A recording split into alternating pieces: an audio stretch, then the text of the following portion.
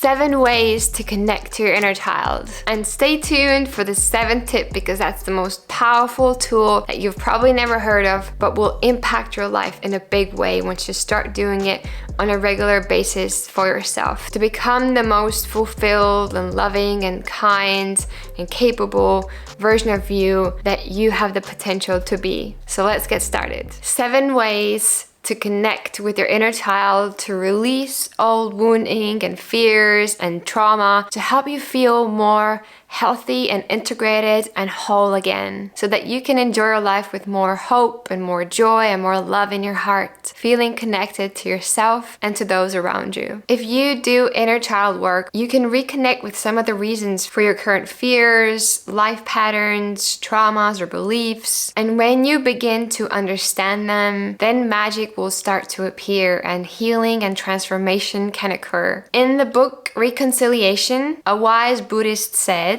that inside of us is a young, suffering child, and that to protect ourselves from future suffering, we all try to forget the pain. Most often, when we feel pain from a deep place within, it's our inner wounded child who's calling. Forgetting the pain results in more pain. And so often the baggage that we carry from the childhoods can become even more heavier as the years go by. And it will be very difficult to shake, especially when you've been exposed to deep trauma. And so today I'm here to share with you 7 ways that you can begin to reparent your inner self and help your inner child to feel more safe and comfortable and loved and nurtured. So the first thing is pay attention to children and keep an open mind, because children can teach you a lot about life. When you look at children, they find joy in little things in life. They're very present, they're living in the moment, they're not worried about tomorrow or what happened yesterday. They're right here and right now because that's all that matters. Even pets, even I know with my dog, when I'm with my dog, I'm very present. I don't listen to music or a podcast. When I go for a walk with my dog, I'm just with her in that moment.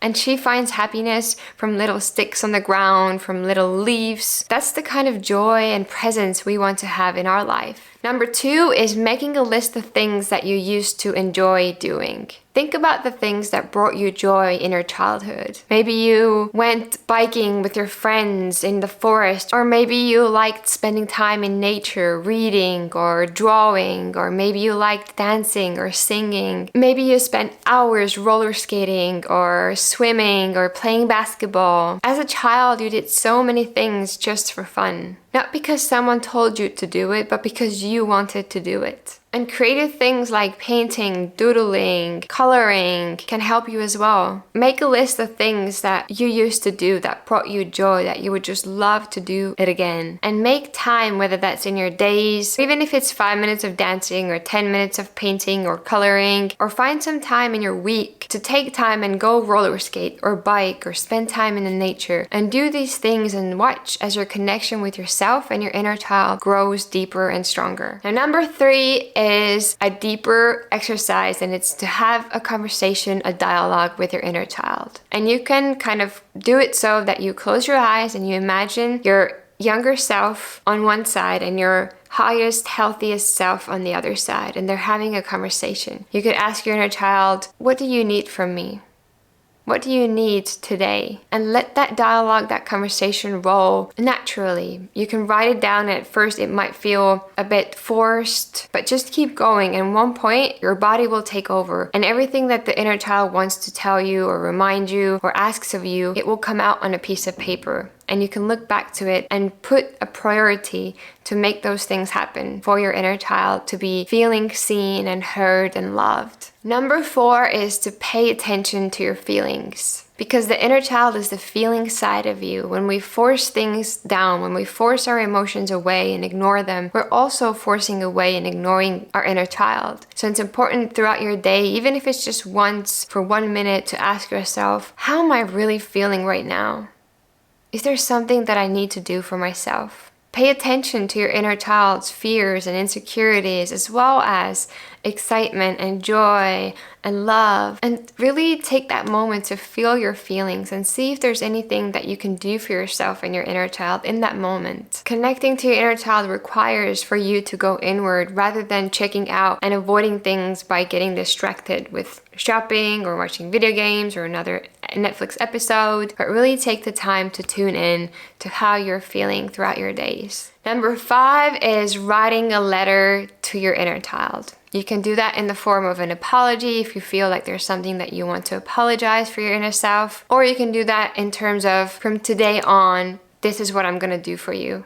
I'm gonna love you, I'm gonna take care of you, I'm gonna keep you safe, I'm gonna validate you, I'm gonna listen to you. Whatever you want your relationship with your inner self to look like from now on. Writing a letter is an excellent way to get off anything from your heart or your chest that you haven't said to your younger self that you would want to say. And really it will help you to relieve any baggage and get everything on a piece of paper. And you will find that a sense of calmness and groundedness takes over you once you finish this exercise. And you may find things that you weren't even aware of. Just by writing a letter and addressing it to your inner child, you will strengthen that relationship between you and your younger self. Number 6 is practicing self-care, and that includes setting boundaries and saying no to things that you don't want to do that drain your energy, and saying yes to things that give you energy, that you want to do, that you love doing. Really taking care of yourself means that you're also taking care of your inner child, and that also includes your self-talk. Would you say to your 7-year-old self, "You're not enough. What are you doing? This is not good enough. You're not capable. You can't make it happen"?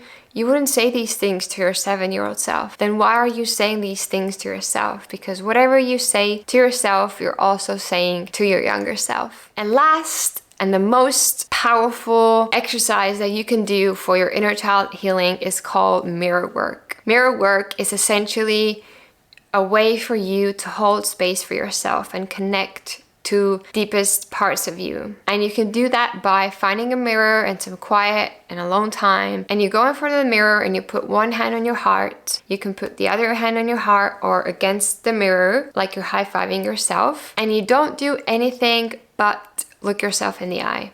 Nothing to be said, nothing to be done. You're just there, present with yourself, and whatever is starting to come up, let it come up. Any thoughts, any fears, any emotions, let them come up. Don't push anything down in that moment. Just observe it, allow it to be there, and then let it go. And do that for at least 5 minutes. So you can put a timer and watch as things start to shift for you, because we're so used to holding space for others in our day, we don't make time to hold space for ourselves. And when you do that, you will see that your connection to your inner child becomes stronger and stronger and stronger. And once you've done the 5 minutes in front of the mirror, I want you to end it with, "I love you, I see you, I hear you," and any other kind words that you want to say to yourself in that moment and to your younger self. And then hug yourself tightly, and then go wherever you do your journaling and just write anything that you remember into your journal so you don't forget it. Any messages, anything that you want to focus on, anything that needs to be let go of or worked on or healed. And you'll find that this is one of the most powerful things that you can do for yourself. I love mirror work, and so do my clients, and I know that you'll love it too. So after you've done that mirror work, come back to this video and leave in the comments how it went for you. And I hope that these tips today were useful for you in finding new ways to connect to your inner child. If it was helpful for you, please hit like on this video and share it with someone who also would benefit from healing their inner child and finding their whole healthy adult self again. And if you're new here and haven't subscribed yet, don't forget to do so to stay up to date with all of my videos coming out Monday, Wednesday, and Friday to help you create your best life. And until then, I'll see you in the next video. With love, Mia.